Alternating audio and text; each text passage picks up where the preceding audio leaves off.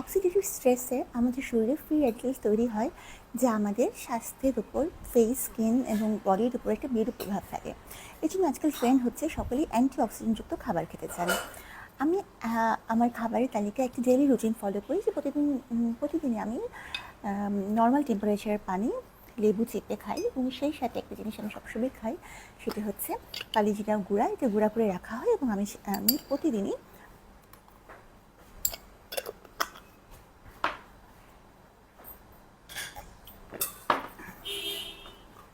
Citrus fruit যেমন কমলা, মালটা, আমলকি, আমড়া, পেয়ারা ইত্যাদিতে প্রচুর পরিমাণে অ্যান্টিঅক্সিডেন্ট থাকে। এছাড়া অ্যান্টিঅক্সিডেন্ট থাকে টমেটোতে।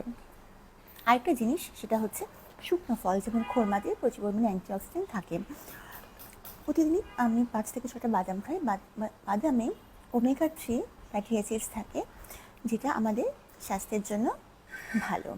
এছাড়া সকালবেলা আমি কখনোই রুটি, ভাত ইত্যাদি কোনো কার্বস খাই না, সবসময় সবজি। প্রত্যেকটা বয়সের কিন্তু একটা আলাদা বিউটি এবং আলাদা গ্ল্যামার রয়েছে, যা আপনার ব্যক্তিত্বের সাথে সম্পর্কিত। কাজেই বয়স বাড়বে, কিন্তু যদি একটা হেলদি লাইফস্টাইল এবং খাবারের একটি হেলদি রুটিন মেনটেন করেন, দেন